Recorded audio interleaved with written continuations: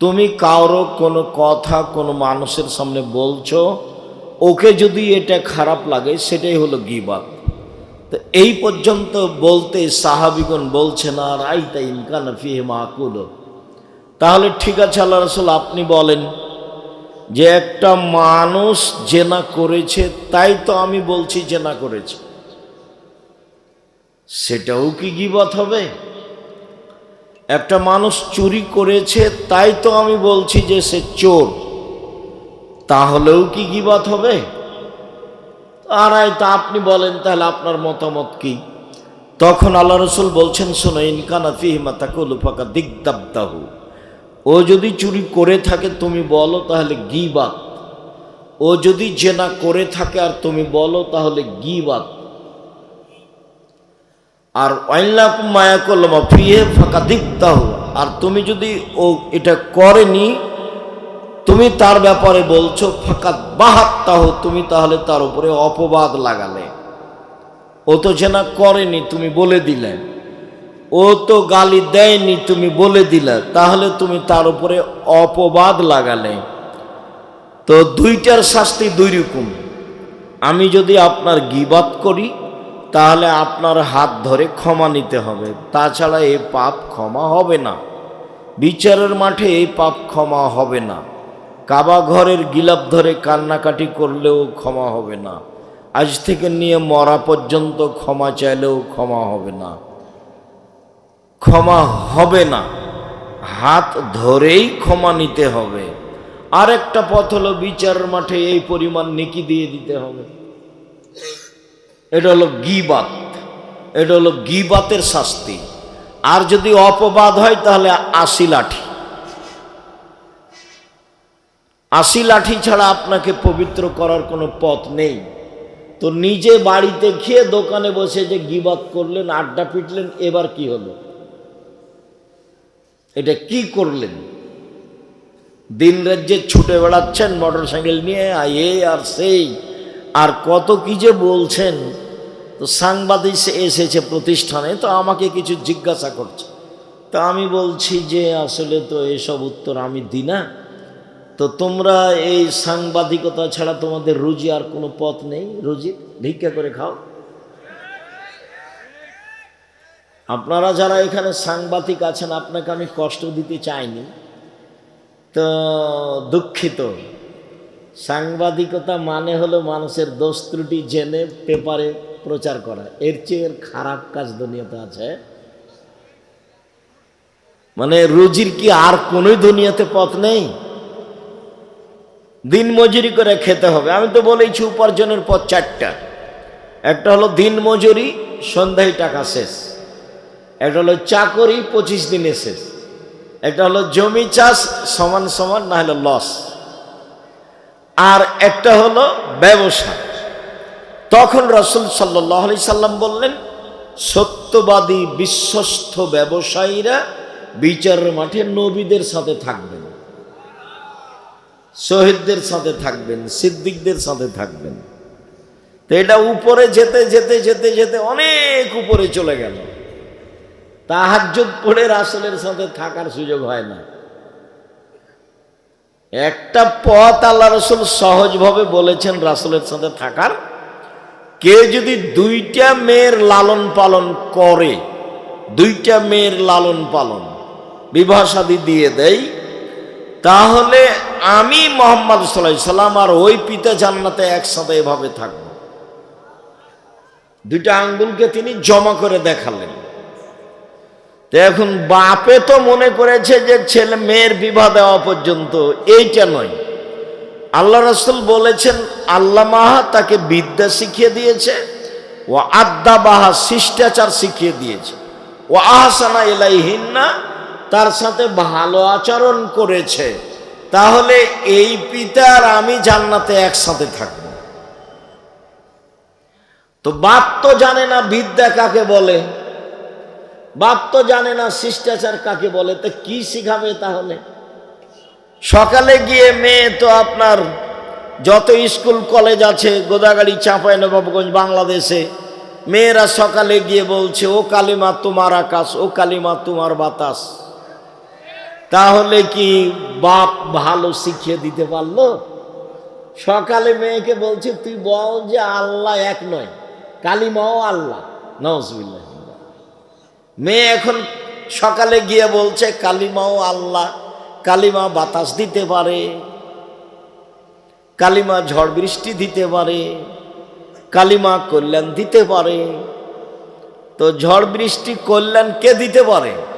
আল্লাহ। তো মেয়ে যে বলছে স্কুলে গিয়ে যে কালিমার আকাশ, কালিমার বাতাস, ছেলে মেয়ে জাতির কল্যাণের জন্য মানুষ করেন, এভাবে মানুষ করছেন কেন? ওকে চোর বানাচ্ছেন, প্রতারক বানাচ্ছেন, ধোঁকাবাজ বানাচ্ছেন। বিদ্যা বুঝতে পারলেন না কাকে বলে? শিষ্টাচার। আপনি তো নিজেও জানেন না শিষ্টাচার কাকে বলে, তো মেয়েকে কি শিষ্টাচার শেখাবেন? বলেন এটা কি জায়গা? জায়গাটার নাম কি? মাটি কাটা। আর এই মাঠটা হচ্ছে মাটি কাটা কলেজ মাঠ। তো এখানে আশেপাশে যেসব বাড়ি আপনাদের মেয়েরা যারা এসেছে, যারা ঢং ঢং করে চলে গেছে, এরা সবাই ধরেন যে আপনার মেয়ের নখটা বড় আছে, বলেন এটা কোন শিষ্টাচার? নখে নেইল পালিশ আছে, বলেন এটা কোন শিষ্টাচার?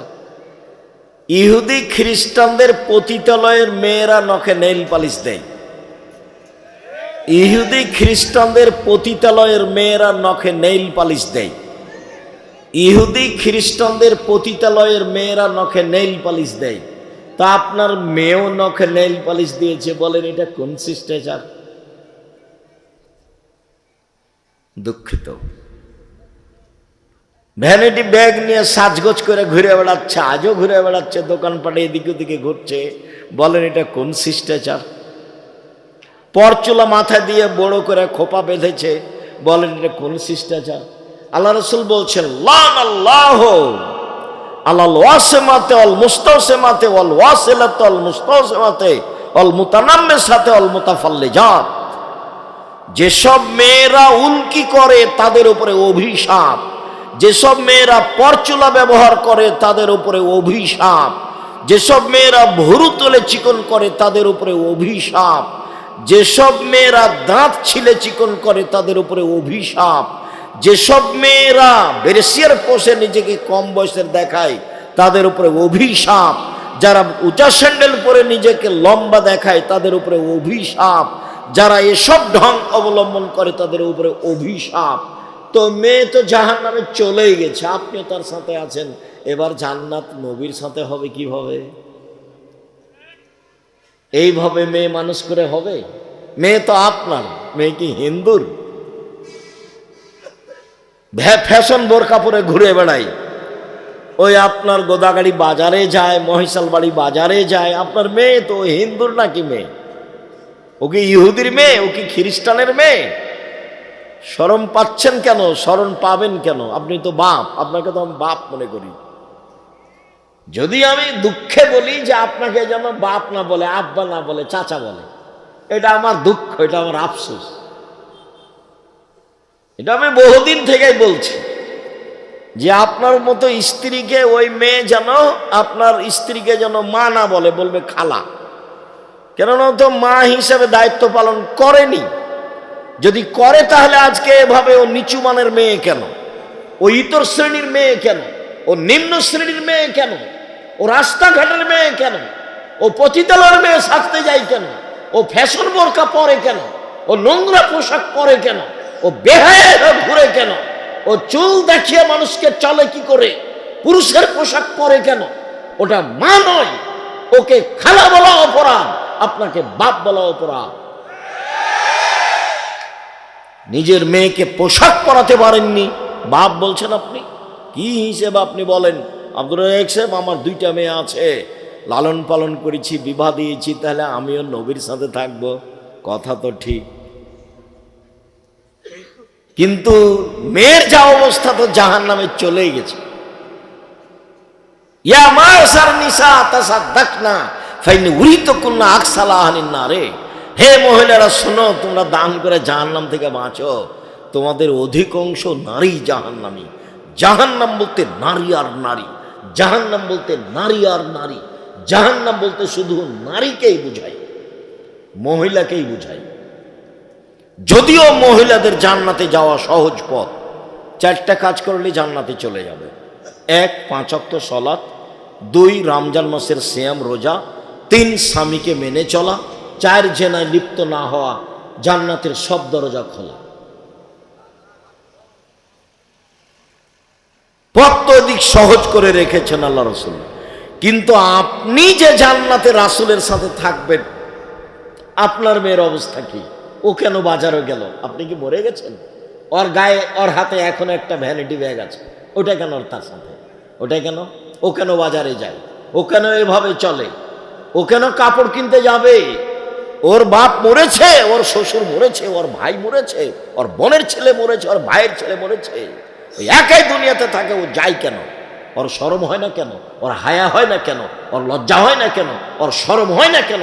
এর ইতস্তবোধ হয় না কেন? ও নিজেকে মনে করে না কেন যে আমি মহিলা? নিজে মনে করে না কেন? কেন মনে করে না? আয়েশা রাদিয়াল্লাহু তাআলা আনহা বলেন, আমি পায়খানা টয়লেটে গেছিলাম দূরে, এসে দেখছি জনগণ সব চলে গেছে, আমি এখন একাই, আমি বসে আছি। সাফওয়ান ইবনে মুআত্তাল আমাকে দূর থেকে দেখে বুঝতে পেরেছেন। তিনি আমাকে দেখে চিনলেন কি করে? পর্দার আয়াত নাজেল হওয়ার আগে তিনি আমাকে দেখেছিলেন। আমি ছিলাম হালকা পাতলা মেয়ে। হাদিসে বোঝা যায় তার রূপের অভাব ছিল না, তবে অবশ্যই তিনি সারার মতো সুন্দরী ছিলেন না। পৃথিবীর সবচেয়ে সুন্দরী মহিলা হচ্ছেন ইব্রাহিম আলাইহিস সালামের স্ত্রী সারা। তবে তিনি সাফিয়াকে নিজের চেয়ে সুন্দরী মনে করতেন। কাজেই মাঝে মধ্যে তিনি বলতেন, হাসবুকালিন নিসা, হাসবুকালিন নবী সাফিয়া কাদা ওয়া কাদা। আপনি সাফিয়ার অত সুন্দরী গুণ বলেন কেন? যে সাফিয়া সুন্দরী মহিলা, সাফিয়া এই মহিলা, আরে সাফিয়া তো একটা খাটো মহিলা, আপনি তার এত প্রশংসা করেন কেন? এইটা আয়েশা রাদিয়াল্লাহু তাআলা বলেন, এবং বুঝতে পারতেন যে সাফিয়ার কিছুটা সুন্দরী গুণ আমার চেয়ে বেশি আছে, এটা তিনি আঁচ করতেন। যখন এভাবে বলেছেন, আরো তো একটা খাটো মহিলা, আপনি তার প্রশংসা করছেন, তখন আল্লাহ রাসূল বলছেন, হে আয়েশা, লাকাদ কুলতে কালিমাতাল্লাহ মাজাজাত বিহাল বাহরুল্লাহ মাজাজাতহু। আয়েশা, তুমি যেই কথা বললে, এই কথা যদি সাগরে ফেলে দেওয়া হয় তাহলে সাগরের পানি ঘোলা হয়ে যাবে। তুমি খাটো বলেছ, বদনাম হয়েছে, সেটা আমার পরের কথা। এখন কথা হলো এই যে আপনি আপনার 2 মেয়ের কারণে রাসূলের সাথে জান্নাতে থাকতে পাবেন কিনা, এইটা আমার কথা। এই মুহূর্তে রাসূল সাল্লাল্লাহু আলাইহি সাল্লাম বললেন, ওই সব মহিলাদের উপরে অভিশাপ যারা পরচুলা ব্যবহার করে, যারা ভুরু তুলে চিকন করে, যারা দাঁত ছিলে চিকন করে, যারা উল্কি গায়ে লাগায়, যারা নিজেদেরকে উঁচু লম্বা দেখানোর জন্য উঁচু স্যান্ডেল পরে, যারা ব্রেসিয়ার পরে নিজেকে কম বয়সী প্রমাণ করতে চায়, এদের উপরে অভিশাপ, এদের উপরে অভিশাপ, এদের উপরে আল্লাহর গজব নাযিল হবে। আল্লাহ রাসূল বলছেন যে 3 শ্রেণীর মানুষ জান্নাতে যাবে না, 3 শ্রেণীর মানুষ জান্নাতে যাবে না, 3 শ্রেণীর মানুষ জান্নাতে যাবে না। তার 1 শ্রেণীর মানুষ হচ্ছে রাজলাতু মিনান নিসায়ে, পুরুষের বেশধারী নারী, যারা পুরুষের জুতা স্যান্ডেল পরে, যারা পুরুষের শার্ট প্যান্ট পরে, যারা পুরুষের পোশাক পরে, তারা জান্নাতে যাবে না। তো আপনার মেয়ে তো প্যান্ট পরে আছে এখন, তো আল্লাহ রাসূল তো ঘোষণা আগেই দিয়েছেন, তা আপনি তখন তাহাজ্জুদ পড়েও হবে না, হজ করেও হবে না, পথ তো সব বন্ধ হয়ে গেছে মেয়ের কারণে। যে মেয়ের কারণে রাসূলের সাথে কিভাবে থাকার সুযোগ হচ্ছিল, একসাথে রাসূলের সাথে একসাথে। আবার আঙ্গুল দেখিয়েছেন এইভাবে, বুঝতে পারা যায় না নাকি? ফাঁকা নাই, জমা। আবার বলেছেন, কে যদি ইয়াতিম লালন পালন করে, ইয়াতিম, তাহলে সে লোক আর আমি জান্নাতে এভাবে থাকব। বুঝা যায় না? একটু ফাঁকা। আর যদি 2টা মেয়ের লালন পালন করে, তাহলে আমি আর সেই পিতা জান্নাতে একসাথে। তো এবার তো আল্লাহ রাসূল বলছেন যে ও মেয়ের কারণে জাহান্নামে চলে গেছে। তাহলে কি হলো? বাপের পরিচয় দেন, বাপের মতো পরিচয় দিয়ে জীবিকা নির্বাহ করেন। ওই মেয়েকে ভুল পথ থেকে ফিরাতেই হবে যে কোনো মূল্যে, যে কোনো মূল্যে। আর সেদিনও বলে গেছি বাপের পরিচয়, বাপ কাকে বলে। আবারও বলি, সংক্ষিপ্তভাবে বলি, আবু বকর সিদ্দিক রাদিয়াল্লাহু তাআলা আনহু মেরে দিলেন মেয়েকে। আবু বকর সিদ্দিক রাদিয়াল্লাহু তাআলা আনহু পৃথিবীতে সবচেয়ে দামি মানুষ নবী রাসূল ব্যতীত। আয়েশা রাদিয়াল্লাহু তাআলা আনহা পৃথিবীতে সবচেয়ে দামি মহিলা। মুহাম্মদ সাল্লাল্লাহু আলাইহি সাল্লাম পৃথিবীতে নবী রাসূল নির্বিশেষে সবার চেয়ে দামি মানুষ। আবু বকর সিদ্দিক মেয়েকে মেরে দিলেন, বিবাহদারী মেয়েকে মারলেন, পূর্ণ যুবতী মেয়েকে মারলেন, জামাইয়ের সামনে মারলেন, সবচেয়ে বড় মানুষে মারলেন, সবচেয়ে বড় মহিলাকে মারলেন, সবচেয়ে বড় মানুষের সামনে মারলেন, বিবাহদারী মেয়েকে মারলেন, পূর্ণ যুবতী মেয়েকে মারলেন, জামাইয়ের সামনে মারলেন, দিন দুপুরে মারলেন, খোলা মাঠে মারলেন, 1400 মানুষের সামনে মারলেন, সবচেয়ে বড় মানুষে মারলেন।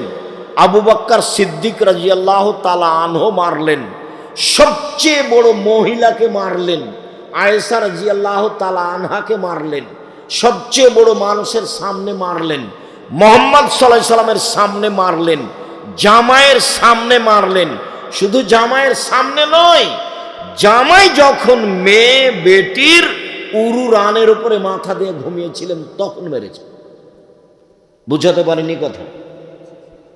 জামাই আমাদের দেশে তো মারতে যাওয়া বহু দূরের কথা। শ্বশুর যদি দেখে যে জামাই মেয়ের উরু রানের উপরে মাথা দিয়ে ঘুমিয়ে আছে, তাহলে পাল্টা এভাবে ঘুরে যাবে, মানে যাওয়াই যাবে না ওইদিকে। পরিবেশটা আমাদের দেশের এরকম।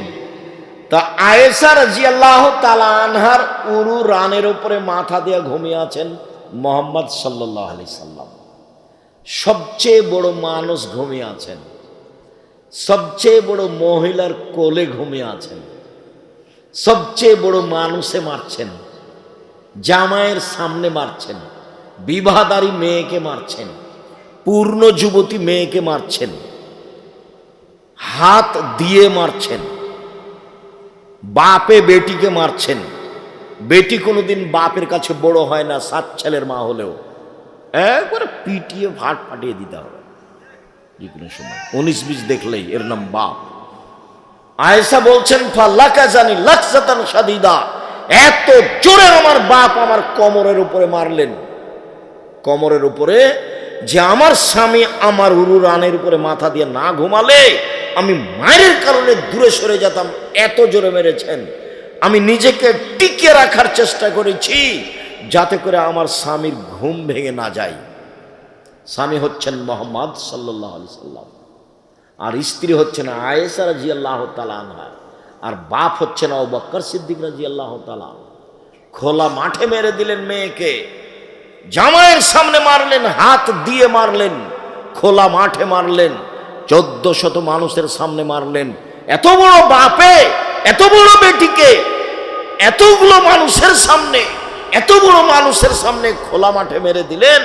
আর আপনার মেয়েটা ক্লাস 10-এ পড়ে, ঢং ঢং করে পুরুষের পোশাক পরে ঘুরে বেড়াচ্ছে, আপনি তাকে একটা ধমক দিতে পারেন না? আপনি আবার বাপ, আপনার বাপ মরে যাওয়ার চেয়ে বেঁচে থাকার চেয়ে মরে যাওয়া ভালো, বেঁচে থাকার চেয়ে মরে যাওয়া ভালো। আপনার ছেলে মেয়ে লালন পালনের জিম্মেদারি জামিয়া সালাফে নিয়েছে, নিবে ইনশাল্লাহ, আমি জিম্মেদারি পালন করব ইনশাল্লাহ। জামিয়া সালাফে প্রায় 500-র অধিক এতিম অসহায় আছে। আপনাদের কালকে যদি আরো 500 সকালে গিয়ে ঢোকে কোনো সমস্যা নাই ইনশাআল্লাহ, আলহামদুলিল্লাহ। কাজে আপনার ছেলে মেয়ের জিম্মেদারি নিলাম আমি, আপনার মতো বাপ বেঁচে থাকা আমি চাইনি। তা আপনি কি করবেন?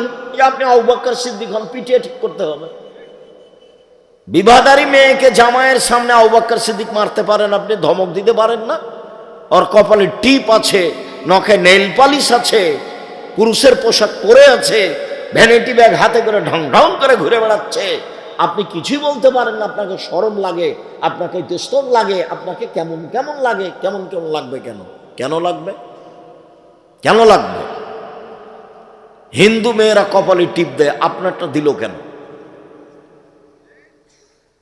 ওইভাবে আসকারা মাস্কারা মুখে চোখে লাগিয়ে মানুষের সামনে ঘুরে কি করে? রিক্সাওয়ালাকে দেখানোর জন্য রিক্সায় উঠে? রিক্সাওয়ালা কি স্বামী? রিক্সাওয়ালাকে দেখানোর জন্য তার এত সাজগোজ, বাজারে যাওয়ার জন্য তার এত সাজগোজ, সাজুগুজু তার এত কেন? বাজারে যাই কেন এভাবে? আপনি চোখে দেখতে পান না? আপনার স্ত্রী চোখে দেখতে পায় না? স্বামী স্ত্রী ছাই করতে কলা করতে বেঁচে আছেন? কেন বেঁচে আছেন? ছেলে মেয়েকে মানুষ করতে হবে, এই জন্য বেঁচে আছেন। রাসূল সাল্লাল্লাহু আলাইহি ওয়াসাল্লাম বলছেন, কোন পিতা যদি দুইজন মেয়ের লালন পালন করে, সেই পিতার আমি জান্নাতে একসাথে থাকব। তখন তিনি বলেছেন, বিদ্যা শিখিয়ে দিল, সুন্দর বিদ্যা শিখিয়ে দিল, শিষ্টাচার শিখিয়ে দিল, সুন্দর শিষ্টাচার শিখিয়ে দিল, তার সাথে ভালো আচরণ করলো। এই বাপ নবীর সাথে জান্নাতে একসাথে এভাবে থাকবেন। সম্মানিত দিনী ভাই বোন, মনে রাখা ভালো হবে, জেনা মহাপাপ। রাসূল সাল্লাল্লাহু আলাইহি সাল্লাম বলেন, অবিবাহিত ছেলে মেয়ে জেনা করলে 100 লাঠি পিটিয়ে এলাকা থেকে তাড়িয়ে দিতে হবে 1 বছরের জন্য। তিনি বলেন, বিবাহিত পুরুষ নারী জেনা করলে ইট ঢেল পাথর দিয়ে মেরে মেরে মেরে ফেলতে হবে, তার বেঁচে থাকার কোনো সুযোগ নেই। 3 শ্রেণীর মানুষকে হত্যা করতে হয়, 2 শ্রেণীর মানুষের বাঁচার পথ আছে। 3 শ্রেণীর মানুষকে হত্যা করতে হয়, 2 শ্রেণীর মানুষের বাঁচার পথ আছে। 1, কেউ যদি বলে আমি কোরআন মাজিদ মানি না, তাহলে তাকে সরকারিভাবে হত্যা করতে হবে। ফাঁসির মঞ্চে নিয়ে যাওয়া হয়েছে, ও এখন বলছে আমার ভুল হয়েছে, কোরআন আল্লাহর দেওয়া বিধান, তাহলে তাকে ফাঁস থেকে নামিয়ে নিতে হবে। হত্যার যোগ্য অপরাধ ছিল, স্বীকৃতির কারণে সে বেঁচে গেল। 2, আপনি আমাকে হত্যা করেছেন, আমার বাপ মা আপনাকে হত্যা করে নেবে, তার নাম কিসাস। তবে আপনার বাঁচার পথ আছে। আপনাকে ফাঁসির মঞ্চে নিয়ে যাওয়া হয়েছে, গলায় ফাঁসও দেওয়া হয়েছে। আমার বাপ মা ছুটাছুটি করে বলছে আমরা মাফ করে দিলাম, আমরা মাফ করে দিলাম, আমরা কিসাস নিব না, তাহলে আপনার আর ফাঁসি হবে না। 3, বিবাহ করার পরে যদি কেউ জেনায় লিপ্ত হয়, তাহলে তাকে পৃথিবীতে বাঁচিয়ে রাখার কোনো পথই নেই। কিয়ামত পর্যন্ত কোনো পথ বেরো হবে না। বিবাহ করার পরে যদি কেউ জেনায় লিপ্ত হয়, তাহলে তাকে পৃথিবীতে বাঁচিয়ে রাখার কোনো পথ নেই, পুরুষ হোক আর নারী হোক। জেনা মহাপাপ, জেনা মহাপাপ, জেনা মহাপাপ।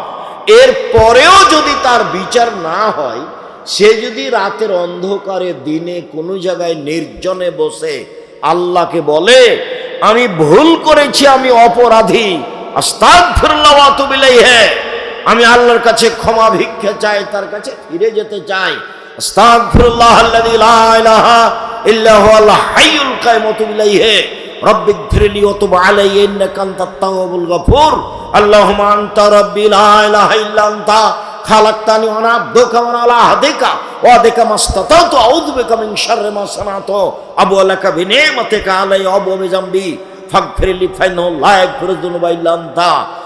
আল্লাহ এই পাপ তার ক্ষমা করে দিবেন ইনশাআল্লাহ। কেন? এই পাপ কার সাথে জড়িত? আল্লাহর সাথে জড়িত। আপনি দোকানে বসে আমার বদনাম করেছেন, মরা পর্যন্ত ক্ষমা চান, দেখি হয় নাকি? যদি আল্লাহ আপনাকে ক্ষমা করে দেন, আল্লাহ হবেন জালেম। আল্লাহ বলেছেন আমি জুলুম করি না, আমার উপরে জুলুম আমি হারাম করেছি, ইন্নী হারামতু যুলমা আলাইয়া, আমার উপরে জুলুম আমি হারাম করেছি। তুমি যার বদনাম করেছো সেখানে ক্ষমা নেওয়া, এখানে কেন? কথা স্পষ্ট হয়নি? জিন্দেগিতে মুখ খুলবেন না কারো নামে। এই বাচ্চা, ছেলেগুলো ওখানে দৌড়াচ্ছে, আপনারা দেখলেন না? এই ছেলেরা, তোমাদের এখানে লোকজন নেই, তোমরা ওখানে দাঁড়িয়ে আছো কেন? জায়গা নাই নাকি? তোমাদের জন্যই তো আমি এসেছি। ভাইজান, আপনি ওখানে কেন দাঁড়িয়ে আছেন? আমি আপনার জন্য এসেছি। আমি এখানে কোনো স্বার্থ নিয়ে আসি না, আমি নির্বাচন করি না, এবং আমি কোনো তাফসির মাহফিল করি না। আমার কাছে কোনো উদ্দেশ্য নেই, শুধু উদ্দেশ্য আপনাকে একটু পরকালমুখী করা। আমি আপনার জন্য খাস করে এসেছি। আপনাকে আলোচনা ভারী লাগুক আর হালকা লাগুক, দয়া করে আপনি ধৈর্যের পরিচয় দিবেন, কিছুক্ষণ আপনি অপেক্ষা করবেন। আমি আপনার জন্য এসেছি। আপনারা মহিলারা, আপনারা আমার দিনী বোন, আমি আপনাকে যতই কঠিন করে বলি না কেন, আপনার আমি উপকারের জন্য এসেছি, আপনার আমি কল্যাণ কামনা করি। আপনি আমার দিনী বোন, আমার কিছু করার নেই। রাসূল সাল্লাল্লাহু আলাইহি ওয়াসাল্লাম এইভাবেই বলেছেন। তিনি বলছেন, ইন্নাল মারাতা তুকবিলু ফি সূরাতি শায়তান ও তুদবিরু ফি সূরাতি শায়তান। নিশ্চয় মহিলারা শয়তানের বেশ ধরে আসে, নিশ্চয় মহিলারা শয়তানের বেশ ধরে যায়। দেখায় না আমাকে। সম্মানিত দিনী ভাই বোন, আমার দিনী বোনেরা, আমি কি করতে পারি? রাসূল সাল্লাল্লাহু আলাইহি ওয়াসাল্লাম এইভাবেই বলছেন। তিনি বলছেন, মা তারাক্তু বাদি ফিতনাতান আজরাল রিজাল মিনান নিসায়ে। আমার জীবন আমি ছাড়িনি কোনো বস্তু যেটা পুরুষের জন্য বিপজ্জনক হতে পারে নারীদের চেয়ে। পৃথিবীর মানুষ শুনে রেখো, আমি ছাড়িনি কোনো বস্তু পৃথিবীতে যেটা পুরুষের জন্য বেশি বিপজ্জনক হতে পারে নারীদের চেয়ে। পৃথিবীর মানুষ শুনে রেখো, নারী হচ্ছে তোমাদের জন্য সবচেয়ে বিপজ্জনক বস্তু। নারী হচ্ছে তোমাদের জন্য সবচেয়ে বিপজ্জনক বস্তু। এই মেয়ে, এই ফ্যাশন বোরকা পরেছো কেন? শরম পাও না? তোমার দিকে মানুষ দেখে, তোমার বাপ এটা দেখে না? আমি কি করতে পারি? রাসূল এভাবেই বলছেন। রাসূল সাল্লাল্লাহু আলাইহি ওয়াসাল্লাম বলছেন, পৃথিবীর মানুষ, ফাত্তাকুদ দুনিয়া ওয়াত্তাকুন নিসা। তোমরা মহিলা থেকে বেঁচে থাকো, দুনিয়া থেকে বেঁচে থাকো। পৃথিবীর মানুষ, তোমরা মহিলা থেকে বেঁচে থাকো, দুনিয়া থেকে বেঁচে থাকো। এই দুনিয়া হচ্ছে জড় বস্তু, অত্যাধুনিক যন্ত্র। যেভাবে বসে আছেন সেভাবে ছবি ধরে রাখছে। মহিলার গায়ে হাত লাগালে ওইভাবেই ছবি ধরে রাখছে মাটি। ভাবির সাথে এসেছো মোটর সাইকেলে, ওইভাবে মাটি ছবি ধরে রাখছে। পৃথিবী হচ্ছে সবচেয়ে অত্যাধুনিক যন্ত্র। বিচারের মাঠে সব সাক্ষী দিবে। সেদিন তুমি বেকায়দায় পড়ে যাবা। ভাবির সাথে এভাবে গল্প করো না, শালিকার সাথে এইভাবে কথা বলো না। পরকাল হবেই। আর এভাবে দল সংগঠন করে, মারামারি করে, মানুষকে জেল হাজতে দিয়ে, মানুষকে অপমান করে, নির্যাতিত করে দুনিয়ায় সফলতা অর্জন করিও না। জুলুম করিও না, জুলুম করো না। মানুষকে অপমান করো না, মানুষকে হত্যা করো না, মানুষকে জেল হাজতে দিও না। নইলে তোমার অপমান ঘনিয়ে এসেছে, আসবেই। যে যত বড় জালেম, তার দুনিয়াতে ধ্বংসর সময় তত কম। তোমাদের নেত্রীর সময় ছিল মাত্র 45 মিনিট, আর ফেরাউনের সময় ছিল 3-4 মিনিট, আর আদ সামুদ মিনিটই পায়নি, বাস নাই। আদ সামুদ ওরা মিনিট পায়নি, বিদ্যুৎ চমকে উঠেছে, নাই, গেছে দুনিয়া থেকে। জুলুম করো না, এভাবে মানুষের বিরুদ্ধে যায়ও না, দল সংগঠন করে মানুষের বদনাম করো না, গীবাত করো না। আমি আব্দুর রাজ্জাক বিন ইউসুফ, আপনার বাড়ির মানুষ। আমি আপনাকে কাছে থেকে বলছি, আমি আপনার ঘরের মানুষ। আপনাকে আমি ভাই মনে করে বলছি, দেশের লোক মনে করে বলছি। নিজের জন্য যেমন বাঁচা চাই, আপনার জন্য আমি তেমন বাঁচা চাই। উপস্থিত বৈঠকের মহিলারা শোনেন, আপনি উল্টা বুঝিয়েন না। আপনার নেতা যা বলেছে, আমি যা বলছি আমারটাই ঠিক, এ কথাই ঠিক, এ কথাই ঠিক, এ কথাই ঠিক। জাতির যদি রাস্তাঘাট করে দিতে না পারি, জাতির যদি স্কুল কলেজ করে দিতে না পারি, জাতিকে চূড়ান্ত সঠিক ধর্ম দিতে পারবো ইনশাআল্লাহ। ধর্মের ব্যাপারে জাতিকে ফাঁকি দিয়ে পরকাল হারাতে না যেলই। শুনুন, আপনি কটাক্ষে চোখে দেখবেন আর হাঁটবেন, এটা আমি চাইনি। আপনি দিনী বোন যেভাবে বৈঠক করছেন, এই বৈঠক রাসূলের বৈঠক নয়। আপনি ভুল বুঝেছেন। কোরআন মাজিদের গায়ে যদি মিথ্যা কথা লেখা থাকে, 35 বছর থেকে দেখাচ্ছি। কতদিন থেকে? 90 সাল থেকে দেখাচ্ছি। কোরআনের গায়ে যদি পাতা পাতা মিথ্যা দোয়া লেখা থাকে, পরের পৃষ্ঠা আছে 1 পৃষ্ঠায়, একটা বাক্য রাসূলের নয়, 35 বছর থেকে বলছি, 90 সাল থেকে বলছি। কোনো মায়ের বেটা প্রমাণ করতে পারে যেটা রাসূলের বাক্য? কোরআনের গায়ে যদি মানুষ মিথ্যা কথা লিখতে পারে, ধর্মের বহু জায়গাতে মানুষ মিথ্যা কথা বলবে? কোরআন মাজিদ খুলে মানুষ বলছে, এ দেখেন আল্লাহ বলছে মিলাদ করতে হবে। নবী মিলাদ করলেন না, সাহাবী করলেন না, তাবেঈ করলেন না, পৃথিবীর কোনো বড় বিদ্বান করলেন না। আর এখন মাওলানা সাহেব দেখাচ্ছে, এ দেখেন আল্লাহ বলছে মিলাদ করতে।